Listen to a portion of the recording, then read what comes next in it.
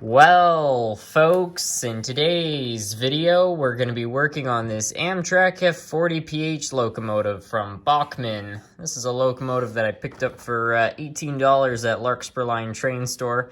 I thought it was sort of interesting, just a vintage Amtrak locomotive, and it seemed to be in decent shape. And this one actually does run. It just needs a little bit of basic maintenance. It has a pretty strong smell of ozone, so I suspect something might be burning on the commutator. And furthermore, it might have not been lubricated since it ever left the factory, which as far as I know could have been in like 1990 or something like that. So yeah, we're just going to give it a little bit of maintenance and ultimately tune it up. Now, yesterday I did a video where I worked on a lifelike locomotive with a pancake motor. This is a Bachmann locomotive, but you're going to notice that the drive systems are almost identical. So we've got a very different locomotive from a different company, but it's going to look practically identical on the inside. So that should be interesting. Anyway, let's get started. So to begin, I'm just going to show how the locomotive currently runs. It's actually not too bad of a runner. The reason I want to work on it is more because of the smell of ozone. So yeah, you can see it runs okay, but there's definitely some room for improvement. So yeah, let's get started. So to begin, we're going to start by removing the shell. This is really easy. You just need to kind of lift up on the sides there. And some of these locomotives have coupler that sticks through there, and if you just kind of twist it, you can usually remove it. So there's your drive system. As you can see, it's practically identical to the lifelike. Having said that, I do notice one key feature about this, which is that there's no red resin over these screws. Now, Bachmann basically put some red resin over the screws, I believe, so that they could tell if somebody tampered with it, because they put a lifetime warranty on their locomotives. It's gone, which means somebody has opened this, so it likely has been lubricated, or at least worked on since it left the factory. Just a little piece of trivia I noticed. Anyway, let's, just as we did with the lifelike, remove the screws there. And as I said in the previous video, they are spring-loaded plates, so you have to be careful. In this case, the spring didn't go flying out, but it has happened a couple times. And now we just unscrew that one. Hope I didn't just lose the spring. I never saw it come out. Oh, there's the other spring. I'm going to put these off to the side. They're really easy to lose. Now, this is one spot where Bachmann engines tend to be different. I don't think I've seen this on any lifelikes, although I could be wrong. There's this little piece you have to unscrew. This is like the equivalent to a clip. It's just a minor difference. It's obviously not too hard to remove. But similar to a lifelike, there's a clip on the opposite side that you have to push in, at least on some of them. Just sort of wiggle this whole thing out. Another difference between Bachmann and lifelikes is these have contacts on both ends, which is actually a better power system. So that's a spot where Bachmann did a better job than lifelike. I'm just going to get my flatheads here and we'll take off the truck just like that. And there we are. And you can really see just how similar these are to lifelikes.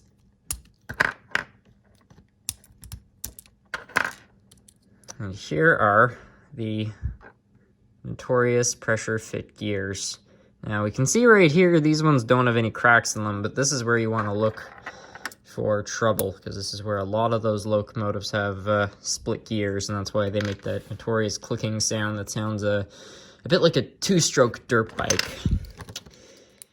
We can see right here as well, there doesn't appear to be any of that resin on the screws, although that screw is slightly stripped, so I'm just going to get a wider Phillips head, that way we don't strip it more. I find these screws can be easy to strip on the Bachmann ones, especially because getting that resin off them can be tricky, and some people, myself included, just kind of try to chip through the resin and then go right to trying to unscrew the screws. And if there's resin stuck in there, the tool won't, sink fully in, and it will cause problems. So yeah, it makes the Bachmanns a little bit more tricky to work on.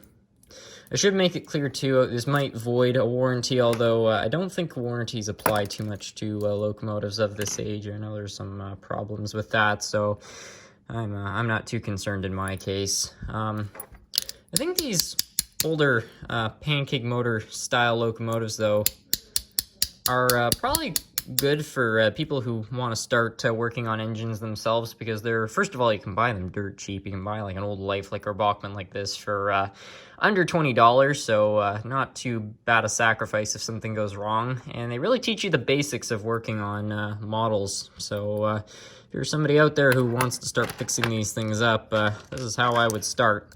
Although I'd probably start with a lifelike one, that way you don't have to deal with that resin right away. Anyway, the springs don't seem to, well, not the springs, sorry, the little carbon brushes didn't seem to want to cooperate. One of them just fell out, but I think that was just dumb luck. Usually, giving them a little tap will cause them to come out, but not always. Anyway, here we are on the inside. Everything so far doesn't appear to be in that bad shape. It's quite clean. I haven't seen any severe amounts of dust or hair, but the area where I'm really curious to see is the commutator.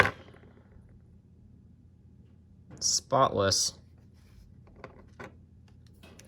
Well, it's possible that just because this locomotive has been sitting for a really long time, that maybe the brushes just got, you know, they oxidized onto the commutator, and that's what was creating that strong smell of ozone. The guy at Larkspur Line who tested this locomotive said that's why locomotives that have been sitting for a while have a strong smell sometimes. So he could be right. But yeah, this is pretty clean. I'm just going to clean the spaces. Like, really, nothing has to be cleaned. I'm genuinely impressed. I was really expecting to see something pretty nasty when we open this up. So yeah, really nice treat there. The coils are in good shape too. If you see like kind of charred marks, that means it's overheated. With this one, you can see they're all nice, shiny. I believe this wax gets burned too. If something goes wrong, you can see it's all intact. So this is all in very good shape. So yeah, there's not really much to clean. I guess we can just kind of go back to assembling it, which shouldn't be too difficult. To begin reassembling it, we're going to start by lubricating the main bearing. And I said this in my last video, and I'm going to say it again. On the side that has the two holes for the brushes, put a very, very minimal amount of oil for the motor bearing. It doesn't need oil, but you don't want to put very much, because if you put too much, it can fly off as this spins onto the commutator where it will burn. And I'd actually recommend using conductive lube, because if a tiny little bit gets on the commutator, it's likely not going to harm it, but if a lot gets on there, you're going to be in the shop for a new motor in the near future. I can almost promise you that. Anyway, we're going to continue reassembling this. These gears are all super clean, so I don't have to like scrub them or anything. We're just going to be adding oil. I am happy that we opened this up. It does need oil. It's all dry on the inside, so you know, things do need to be lubricated. But I mean, other than that, this locomotive's like mint on the inside. I'm really genuinely impressed. So yeah, we'll just put that right there, and we've pretty much got this whole area going good. I'll put a tiny bit of lubricant on the top of this gear, and they're turning fine, so I'm not too concerned. So we can now put the other side on. On a lifelike locomotive, you have to put the other pivots in, but Bachmann put the pivots separately. It's part of the small differences they made. That's actually a small washer, so we'll want to make sure that stays intact. So I'll put some oil there, and you can see there's a little bit of friction marks. So I'm just going to coat the outside of this with oil, and you can see just how little I'm using, and put some on this bearing. And you want to put you always want to put a minimal amount of oil, but of course on this side you don't have a commutator, so a little extra oil will put a tiny bit more strain on the motor, but it's not going to cause harm like it can on the other side. So yeah, that's all turning pretty well. I'm going to have a look here. I feel like I don't know, there's some funny lines. I guess they're just oil, but you have to always check, because sometimes there can be hair. Yeah, it's just old lubricant. Yeah, this locomotive's a rare case. I really can't see any dust or hair or anything like that. But yeah, this one's doing really well. So we're going to put some oil here, and here. put those back in. And then we'll just lubricate the last two bearings, and we'll pretty much be ready to put the wheels back in, just like so. And I'm using, by the way, a very light lubricant. You really don't want to be using anything too thick. These are one of the few drive systems out there that don't require any grease. So that is a nice thing about them. They're far from the best drive systems, but that's one spot where they have a small strength, I suppose. Anyway, we're gonna put the wipers back in. Obviously, you want to make sure they're clean, but in this case, they are clean, so we don't have to clean them. This is really being quite a dream to work on. One thing you do have to note, though, you can't make this mistake on a Lifelike, but you can on a Bachmann. So there is a red and black wire. Now you need to make sure the wire that goes to the right wheel on this side goes to the right wheel on the other side, and the left wheel on each side, because if you mix these wires up, you'll end up with a short circuit and your locomotive won't run. So make sure that the wires are going to the same side. And way to tell, I'm trying to think if there's an easy way you can identify. I mean, you could just do trial and error, but opening these front trucks up is not terribly hard in my experience. So why don't we just do that, and I'll show you all how to identify which is which. Okay, so you open this up, red wire there, and let's point the locomotive forward. That way we know which side's which. So we'll say the right side, there's the left side, so we know the red goes to the right. Red to the right. So we'll just need to make sure that we put the red wire to the wiper on this side when we reassemble the locomotive. And heck, while we're in here, we'll put some oil here and here and here. I mean, the front truck can always use oil, it just doesn't need it quite as badly as the rear. There's a lot less moving parts. When you have less moving parts, you have less things to lubricate. You can also clean the wipers on the front, but I'm not going to, because, as I've said before, this locomotive is practically spotless. Pretty good. This light is loose, but we'll worry about that later. So now, as I was saying earlier, red to the right, and I'm going to put it in like this,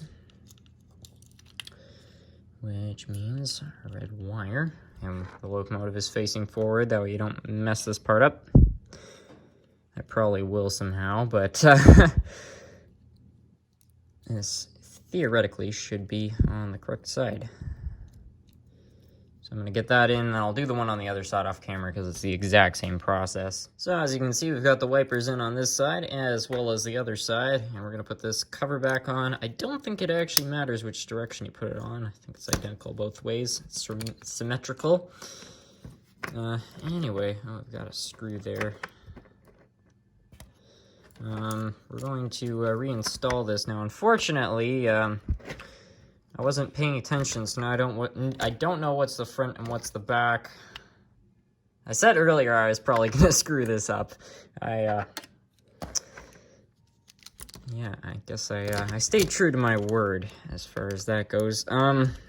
Let's have another look here. So the black wire's on this side, and if we have a look, black wire's now on the opposite side, so we just need to flip this whole thing around, and theoretically, we are in business, although it might be wiser to put the springs and whatnot back in now. Okay, I'm going to do that. Oh.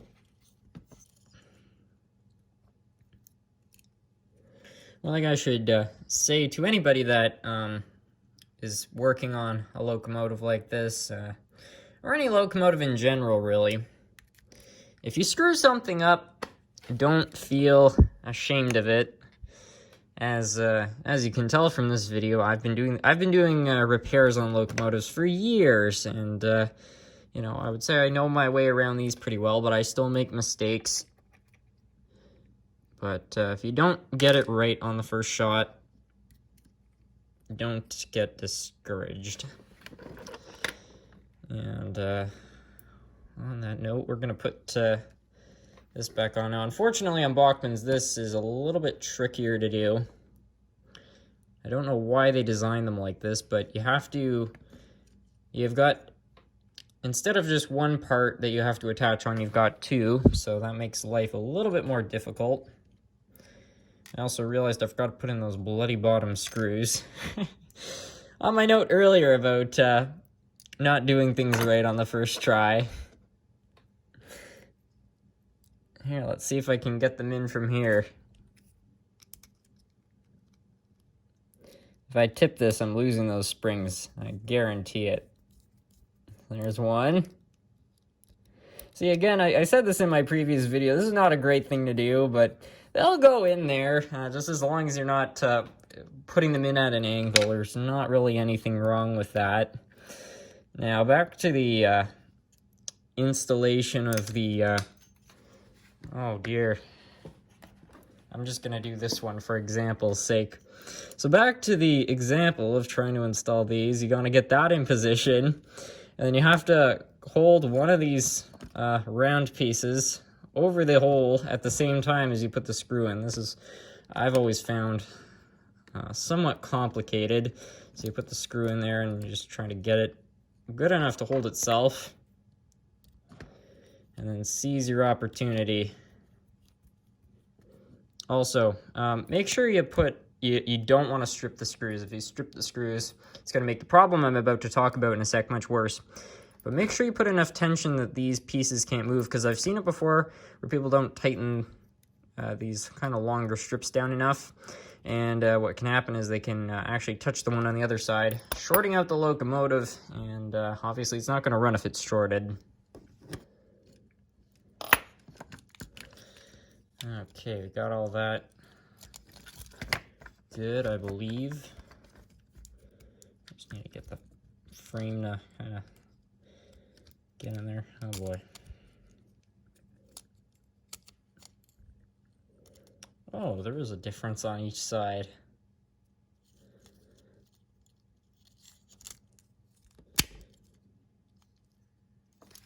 Well, hopefully that doesn't cause a problem with those wires earlier. That's another difference between Bachmann and lifelike locomotives. See, they're similar. They're not identical, but they are very similar.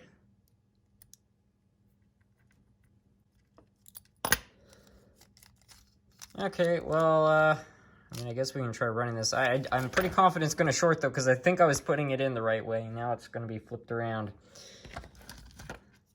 Unless I cheated and I just kind of squeezed those in.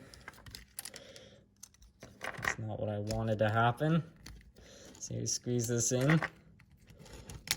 And that part can turn around without any issues. I just need to get the wheels back in.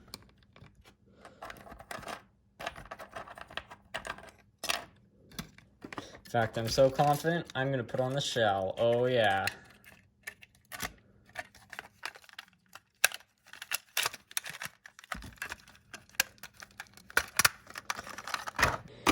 Okay, this thing will hopefully start, although I suspect with that whole wiring configuration I've managed to mess something up.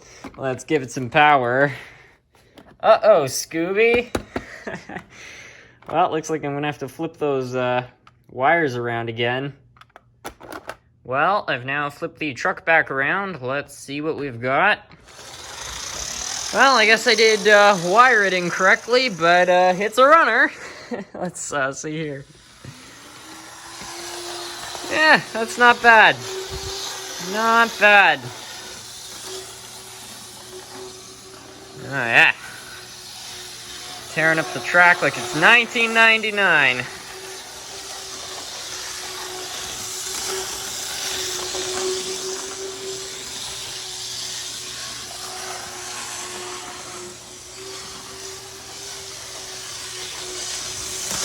Okay, so I know they're not Amtrak cars, but the timeline is correct, roughly speaking, and, you know, Amtrak and Via trains, I think they met up in Montreal once in a while, so let's just pretend that the people running this particular locomotive screwed up and took one of Via's trains.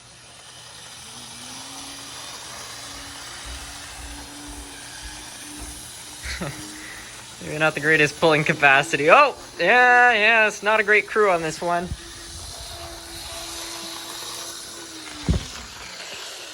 Well, at least it does run. Anyway, I want to thank you all so much for watching.